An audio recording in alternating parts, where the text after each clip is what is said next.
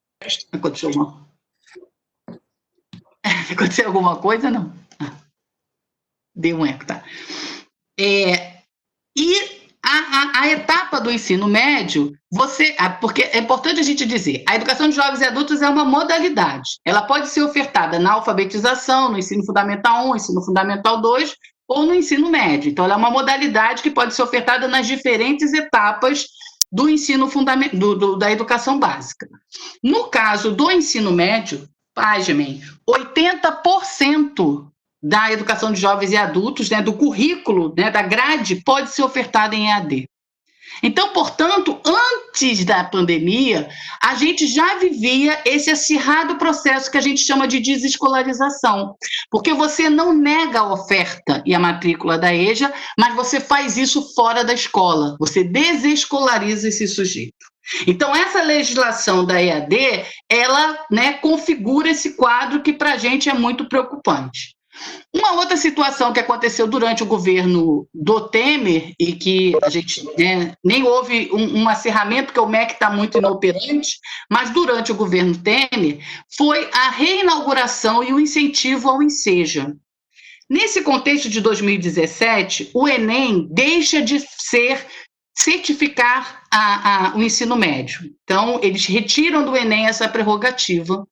E aí tem toda uma discussão sobre acesso à universidade, o que significa tirar do Enem a possibilidade de certificar os alunos da EJA, e se alimenta o exame que é antigo, seja desde o governo Fernando Henrique, mas ele é extremamente incentivado e os municípios são incentivados a fazerem o ensino. Para vocês terem uma ideia, em 2017 teve 1,5 milhão de inscritos no Enseja.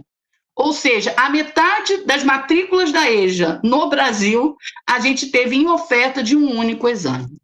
Então, isso também é, na nossa opinião, um processo de desescolarização, porque você não oferece escola e oferece o certificado. Né? Então, isso é o pós-pandemia. Toda essa política ela foi sendo engendrada, não é, para construir isso, né, para construir esse esvaziamento. Na minha avaliação, e aí daria um debate mais longo, a desescolarização é um projeto não só para a EJA, é um projeto para a classe trabalhadora mais pobre, para a juventude mais pobre. Se você pega a reforma do ensino médio, você vê claramente que pela reforma do ensino médio tem vários jovens que não são jovens da EJA, vários jovens que estão na idade, né, lá entre 14, né, e os 18 anos, entre 15 e os 18 anos, que não podem cursar dentro da estrutura da reforma do ensino médio, pela carga horária, pelo modelo, né? Porque ele trabalha, porque ele trabalha de manhã, estuda de manhã e trabalha de tarde, é quando você amplia essa carga horária. Então, na verdade, a gente tem visto um projeto que é um projeto de retirada de setores da classe trabalhadora do processo de escolarização. A gente vê isso na reforma do ensino médio para esse aluno que não está dentro dessa idade padrão, e a gente vê isso de forma alargada para os sujeitos da EJA. Quando a gente chega na pandemia, isso ganha uma dimensão muito maior. Né? Eu não estou dizendo que agora, na pandemia, está tendo qualquer tipo de ações específicas para a educação de jovens e adultos. Porém, o debate, por exemplo, da terminalidade, que está sendo colocado pelas redes públicas, né? E a gente estabeleceu um debate com a Prefeitura do Rio de Janeiro, como Fórum EJA em relação a isso, porque quando a gente não tinha ideia de que a pandemia seria tão longa, em maio os alunos teriam terminalidade, porque a estrutura do PEJA do município do Rio são 3 meses, cada ciclo são 3 meses, é uma organização muito específica lá no PEJA da Prefeitura do Rio. E aí eram 2.500 alunos nessa condição, e o debate eles vão ser aprovados automaticamente? Né? Então, o debate da terminalidade, ele ganha um contorno que a gente ainda não viu nas outras modalidades. É claro que a gente tem que reconhecer que isso acontece porque, por exemplo, agora na SEDUC, no NEJA, né, na Educação de Jovens e Adultos de Ensino Médio, eles terminariam em julho também.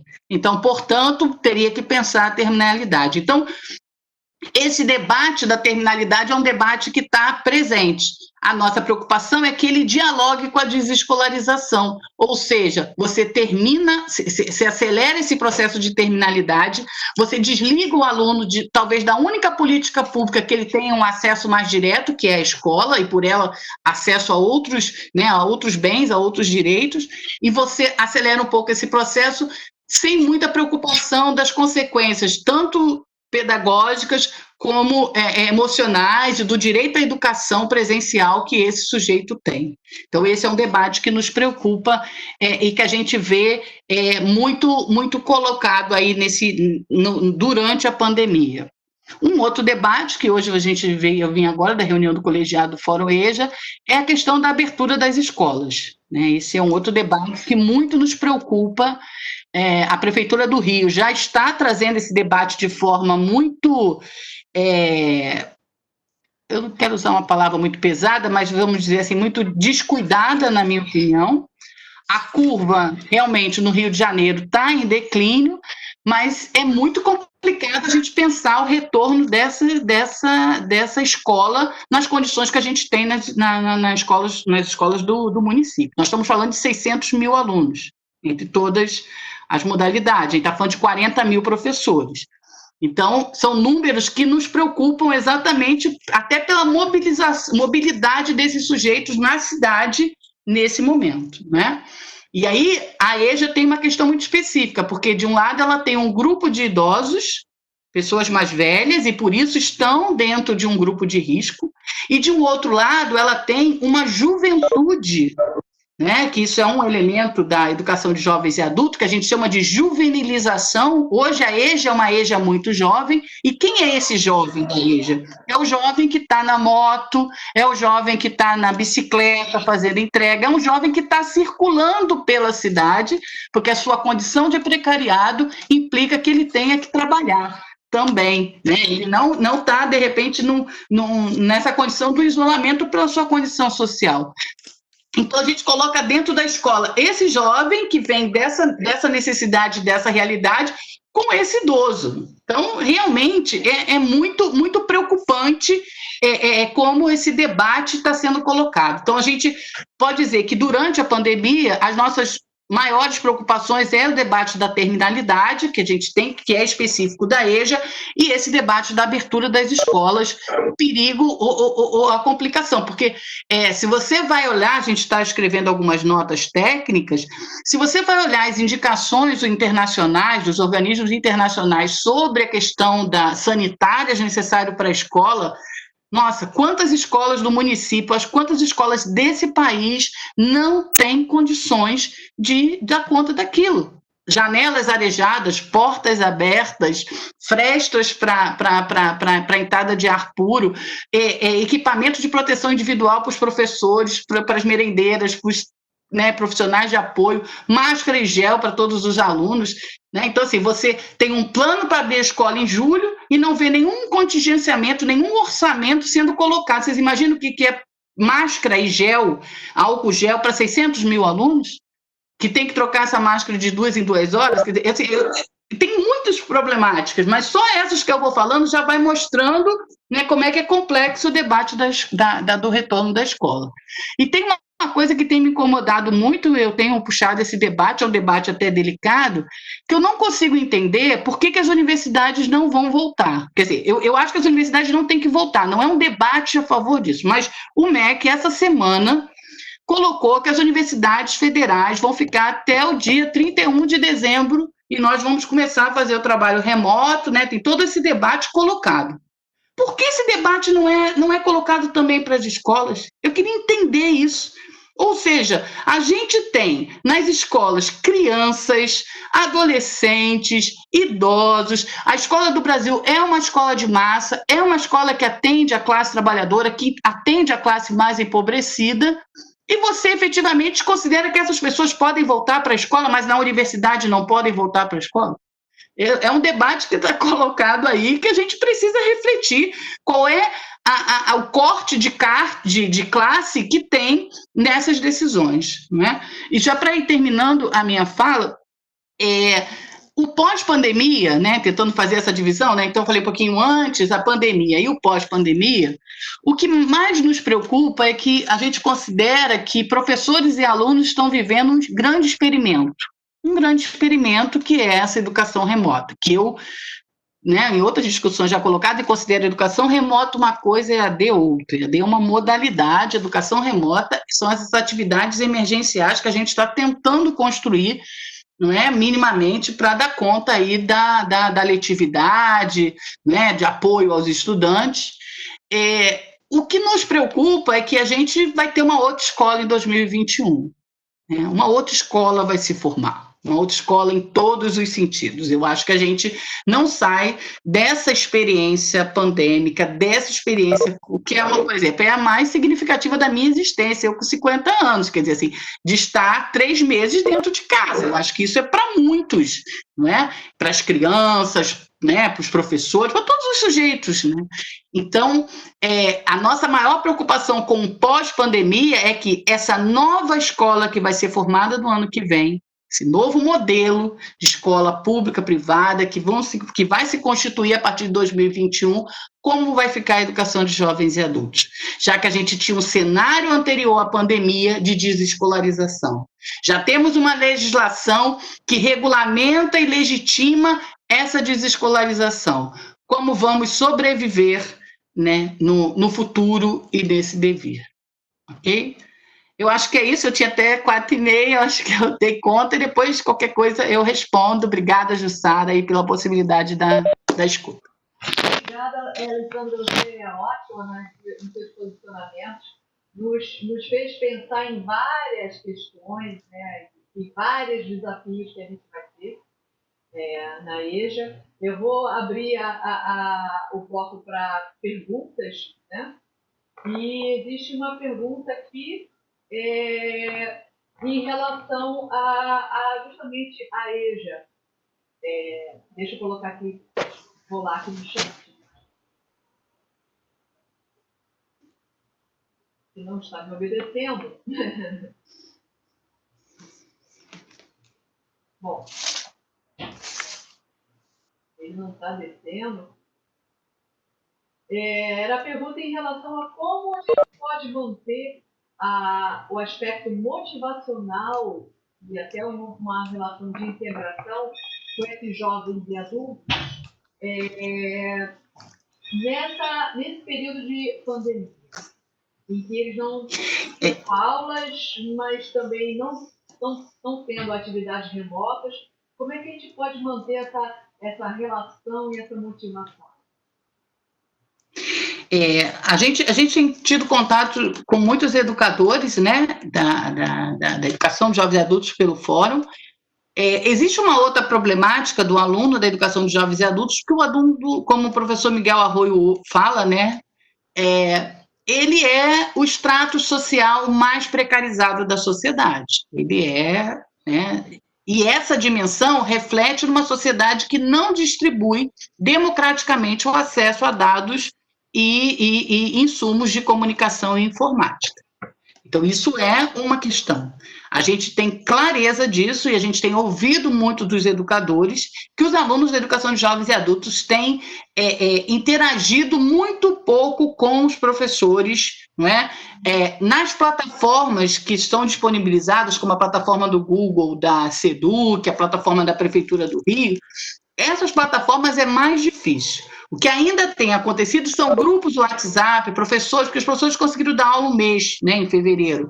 Então, grupos do WhatsApp, existe essa interação. E nessa interação, é muito mais isso que você falou, uma questão de apoio, de escuta, né, de situações muito delicadas que eles vão relatando que eles estão vivendo. A questão da aprendizagem, dos conteúdos, isso está muito secundarizado e é muito difícil para esse sujeito em processo de escolarização, que vive uma realidade de subescolarização, que ele consiga efetivamente manusear essas ferramentas e interagir. Não é?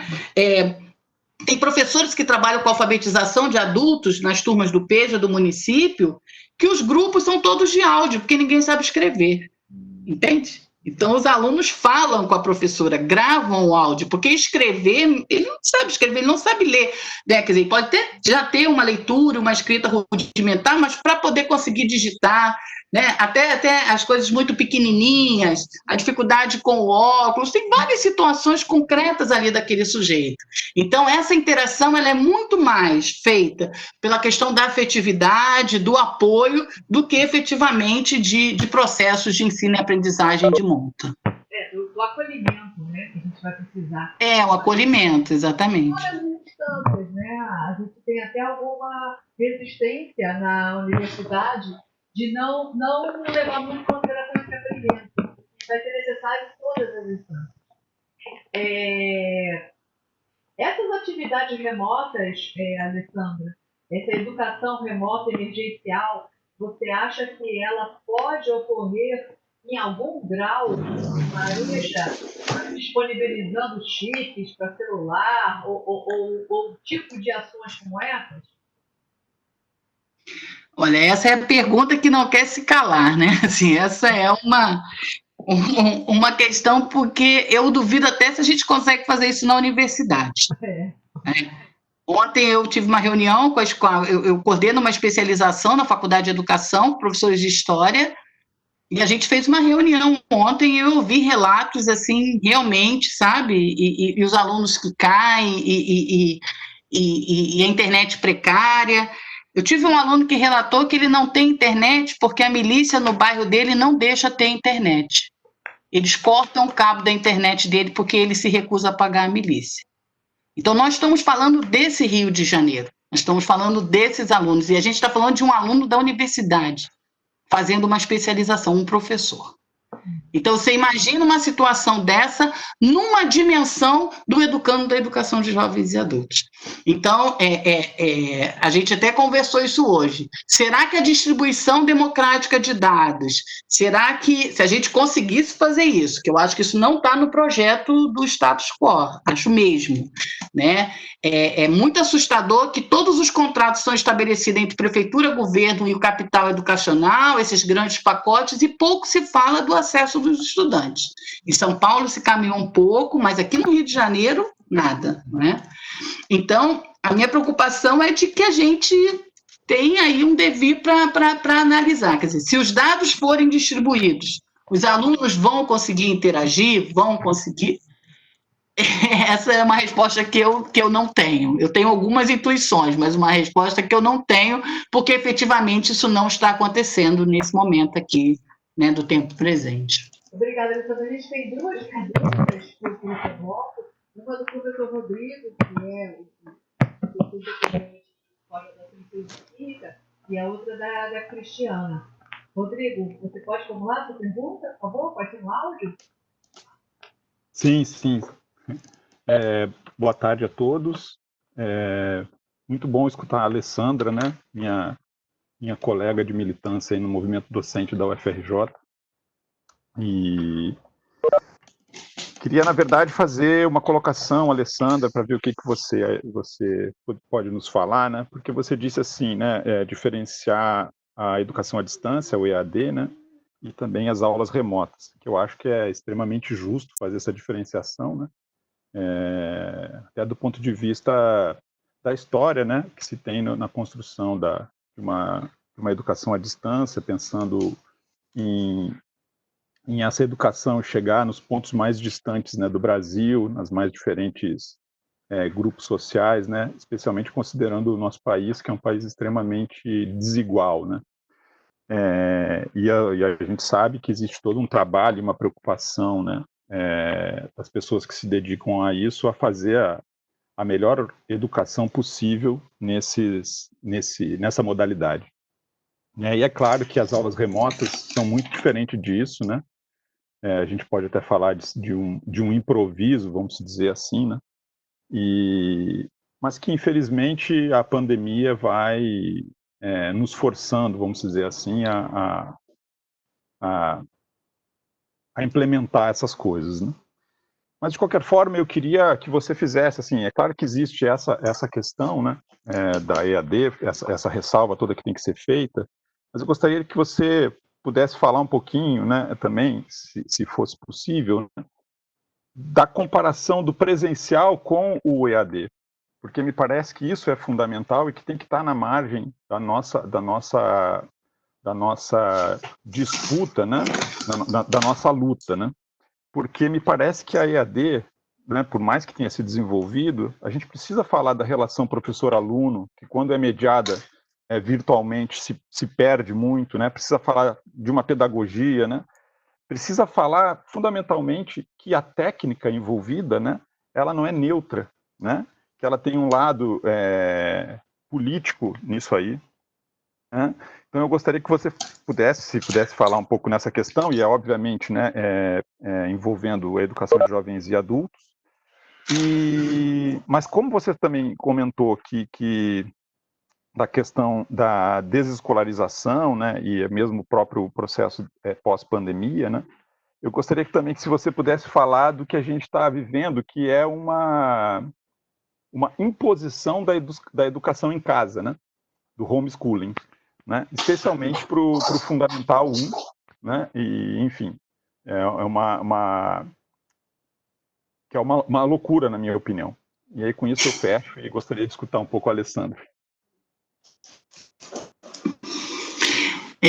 Querido Rodrigo, aí das lutas, né, do movimento docente, né, difíceis e necessárias.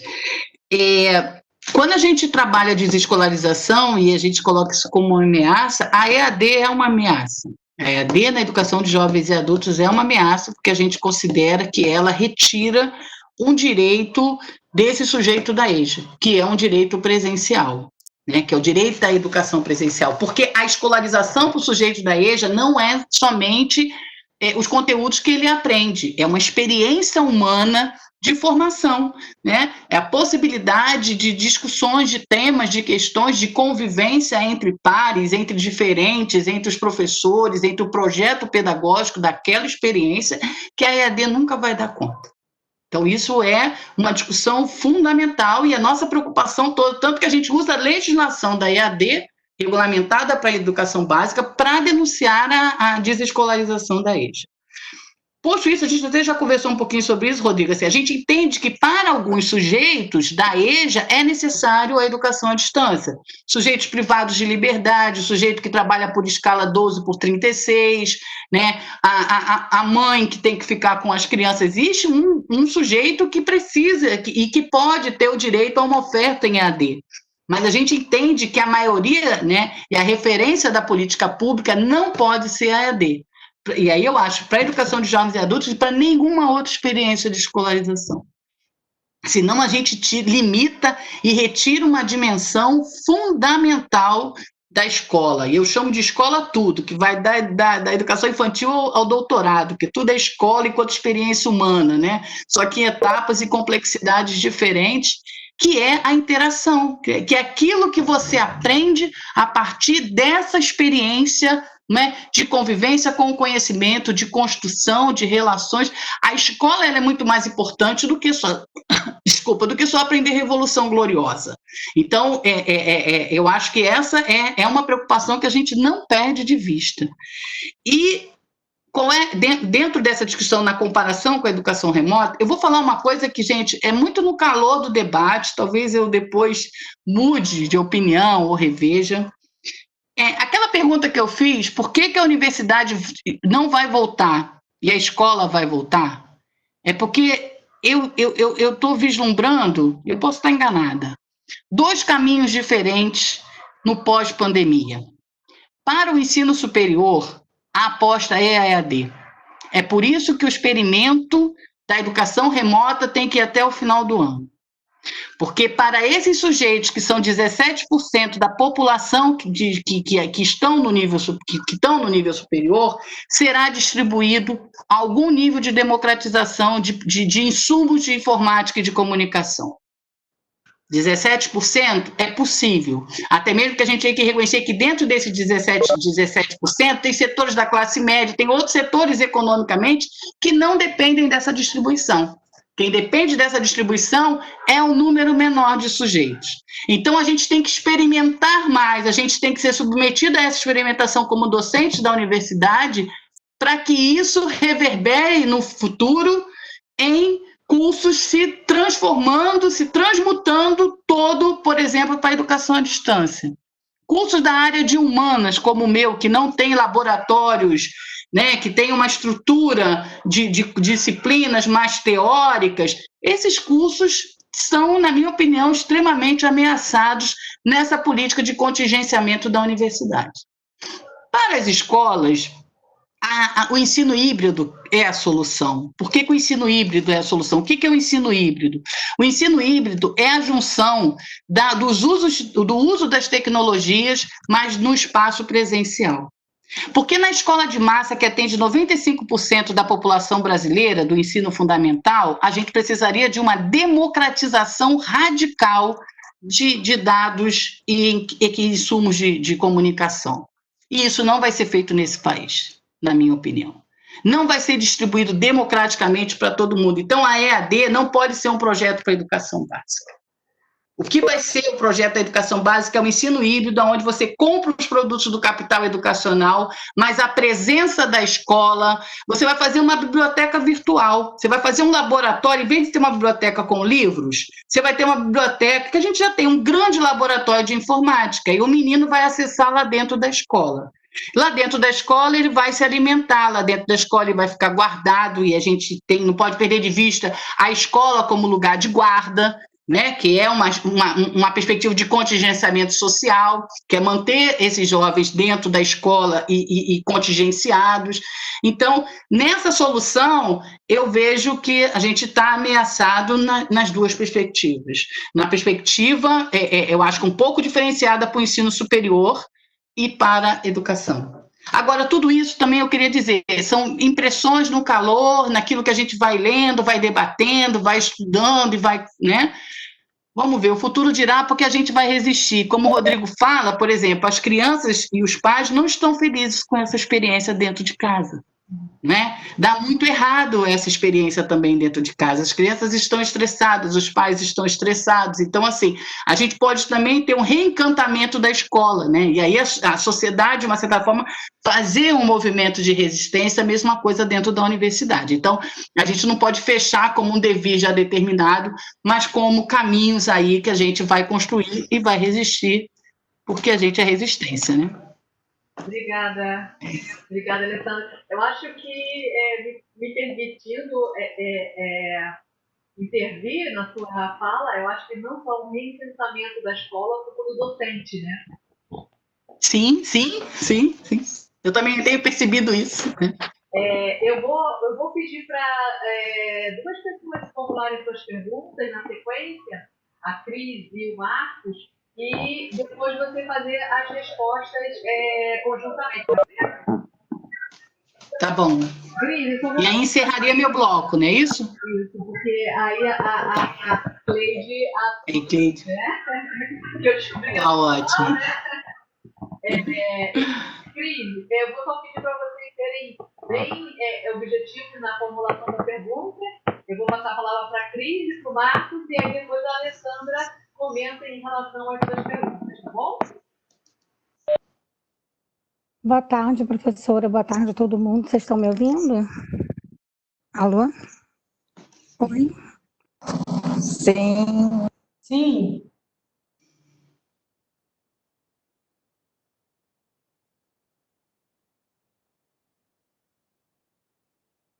Oi. Cris? Me ouvindo? Agora sim, pode falar. Estão me ouvindo? Sim. Ah, tá. Desculpa. Boa tarde a todos. Boa tarde, professora Alessandra. Primeiro de tudo, gostei muito de tudo que foi falado.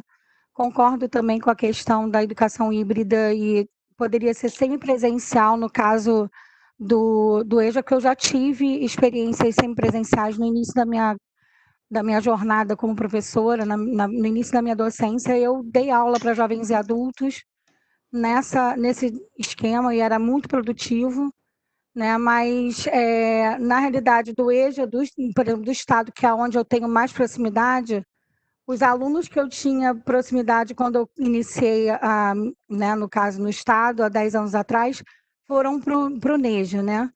E o NEJA, ele tem uma realidade completamente diferente da realidade do aluno do regular. Tem um currículo diferente, eles têm um material diferente, eles têm a trimestral, se não me engano, é tudo diferente. E agora eles entraram no esquema do geral.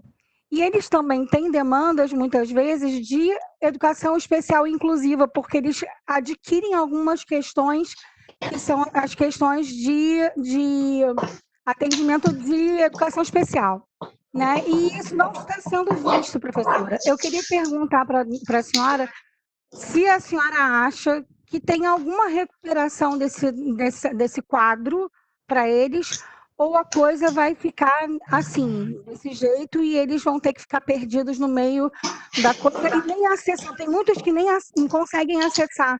Às vezes não é nem porque não têm acesso, é porque eles não conseguem mesmo. Eles teriam que ter alguém lá do lado deles para poder ajudar e ensinar. E eles não têm mesmo nem a escola para poder atendê-los, né? Então, eu queria perguntar exatamente sobre a situação que está acontecendo agora e que eu presencio, né? De 105 escolas da Metro 3, eu estou tendo acesso a isso e eu sei, e até uma declaração, o que eu vou colocar aqui é meio até complicado, porque eu não deveria nem falar enquanto coordenadora de NAPES. Mas, inicialmente, eles falavam para mim que eu não tinha que atender o EJA. Agora eu tenho que atender o EJA também, junto com com o mesmo... mas aí, no caso, as pessoas com deficiência mesmo. Mas com o mesmo atendimento que todos os outros alunos. Quer dizer, eu não tenho nem como respeitar, eles recebem as autorreguladas como todo mundo, e eles estavam acostumados com outro ritmo, com outra divisão do ano, com outro currículo, com outros projetos que não eram os mesmos dos alunos do ensino regular. Obrigada.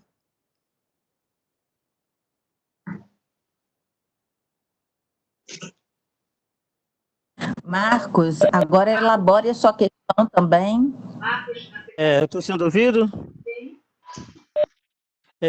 Boa tarde, professoras. Boa tarde, professora Alessandra. Eu sou o Marcos, discente do PEC, né, da turma de 2019. Eu sou professor da SEDUC, né? E aí eu queria fazer uma colocação aqui sobre a questão da otimização de turmas de EJA, né? Que, segundo a secretaria, às vezes você tem turma com 10, 11, 12 alunos, aí você tem que juntar 3, 4 turmas para uma turma só de 40. Tá, legal. Quando isso acontece numa escola só, é até viável, né? O aluno permanece naquela escola. E quando, né? Eu sou de Belfor Roxo, né? Trabalho em Belfor Roxo, Nova Iguaçu. E quando o aluno, ele... por exemplo, você tem uma turma de EJA num colégio, num bairro, aí outra turma num bairro vizinho, aí uma terceira turma no bairro C, né? Bairro A, bairro B, bairro C. E eles querem juntar todas essas turmas numa escola só, né? Aí num município que é caracterizado por ser um município violento, né? Se isso é uma maneira de você acabar tirando a estrutura para absorver o aluno no EJA e jogar ele para o ensino à distância, dando legitimidade a essa política da educação à distância para o EJA.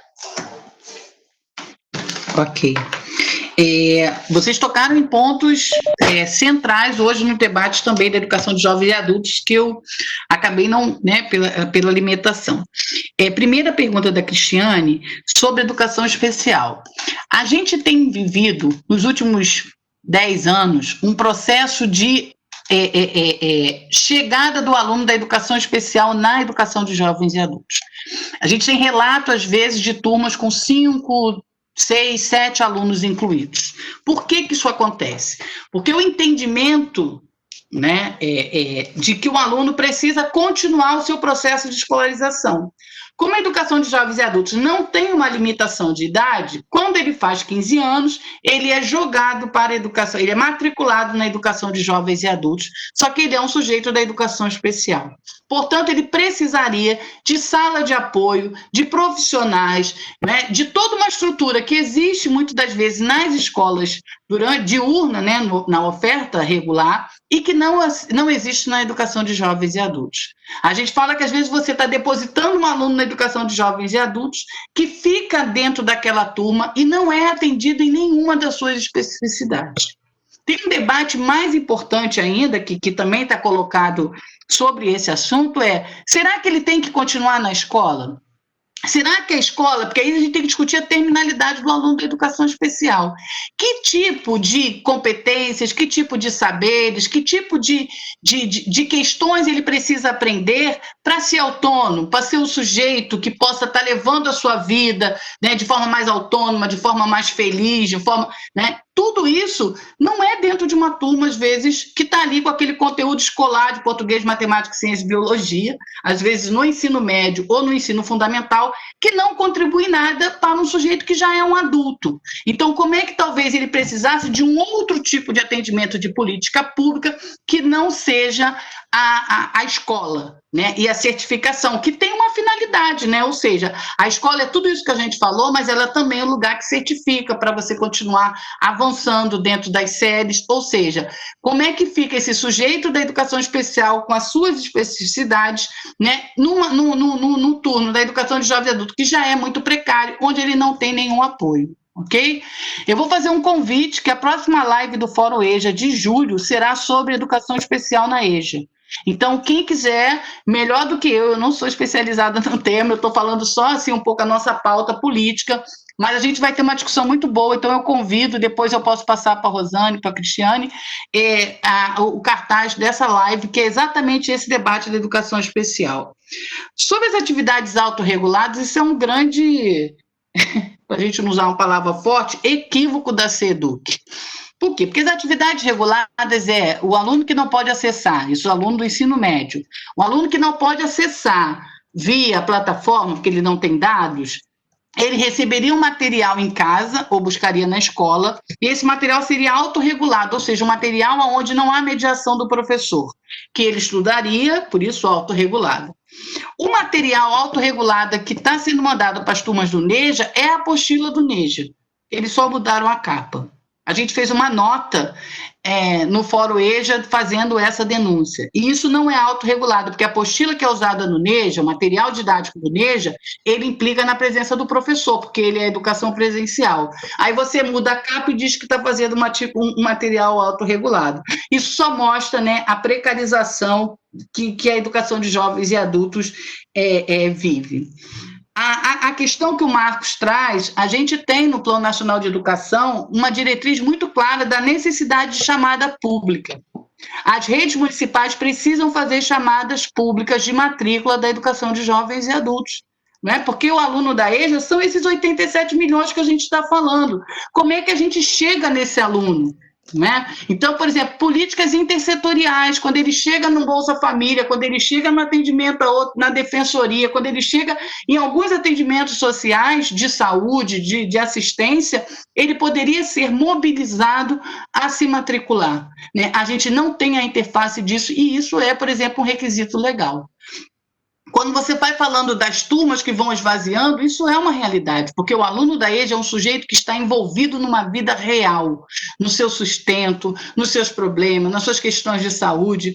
No ano eleitoral, por exemplo, quando começa a chegar setembro, muitos alunos evadem, sabe por quê? Porque eles vão balançar a bandeira no sinal, ou entregar santinho. Porque ele vive desse emprego precário, temporário. Passa a eleição, ele volta para a escola. Então, a gente precisa entender que a EJA é direito, portanto, não podemos considerar ela, né, o seu financiamento, como as crianças, que têm uma vida mais estruturada, né, os pais que organizam a vida, até as crianças, eu digo, da classe trabalhadora e da classe popular. Esse aluno da EJA não, ele está mergulhado nas contradições da sua condição de classe, da sua condição subalternizado dentro da própria classe trabalhadora, Portanto, as turmas não podem ser fechadas. Se elas têm menos alunos, né, se tem alunos que evadiram, a turma tem que continuar, porque ele vai voltar e esse é um direito dele. Por enquanto, ainda é um direito. Beleza? Eu vou encerrar, que eu falo muito, senão...